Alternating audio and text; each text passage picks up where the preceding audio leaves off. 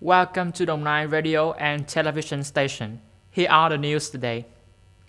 On the 14th of November, Prime Minister Nguyễn Xuân Phúc hosted the online East Asia Summit. At the conference, the national leaders emphasized the need to ensure a favorable environment to control the COVID-19 epidemic. On that basis, countries call for restraint, avoid actions to complicate the situation, not militarize, and peacefully settle differences and conflicts based on international law and the United Nations Convention on the Law of the Sea, 1982.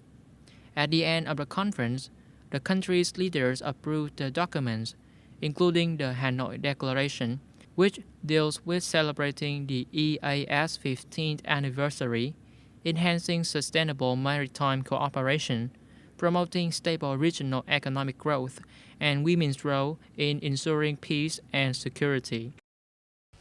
Global Business Outlook has just cited the Singapore Development Bank's report that Vietnam's economy could grow at a rate of 6 to 6.5% in the next 10 years. Some media sources also quoted from the Singapore Development Bank, saying that Vietnam's economy could grow strongly thanks to factors such as economic policy focusing on long-term stability and investment in upcoming years. The forecast is mainly based on strong inflows of foreign direct investment and productivity growth over the next few years. According to the governor of the State Bank Nguyễn Thị Hồng, the mobilizing interest rate was considered much lower than the same period last year. Therefore, it is forecasted that credit growth will likely increase in the last months of the year. The governor affirmed that the state bank would strive to continue to reduce the lending interest rate. The state bank will regulate liquidity to create the most favorable credit institutions conditions, ready to provide refinance if demanded. This will help credit institutions to have cheap capital to lend to businesses and people. The Blind Association of Biên Hòa City has coordinated with Đồng Nai Department of Plant Protection to organize a training course on how to grow clean vegetables for blind people in the province. Accordingly, 82 blind members could grasp the technical process of growing sprouts of all kinds, such as water spinach, cabbages, and bean sprouts.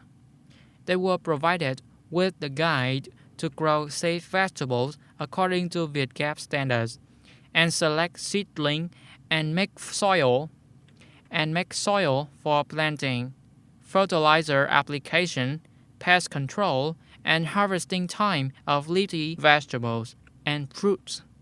At the training session, members exchanged and shared the difficulties to help them create more income and jobs to improve their lives and implement the model of growing vegetables to be effective in the future. On the 14th of November, U.S. President Donald Trump supporters continued to take to the streets in Washington, D.C., repeating allegations of election fraud. The crowd cheered as the car carrying Mr. Trump passed through the Freedom Plaza area, a common political protest place. The people standing in both sides of the line chanted, "America, America," 4 more years. The protest took place mainly in peace. Currently, U.S. media believe that Joe Biden has won 306 electoral votes, thereby winning the race to enter the White House. However, Mr. Trump has not accepted this result yet. That is the end of the news today. Thank you for tuning in.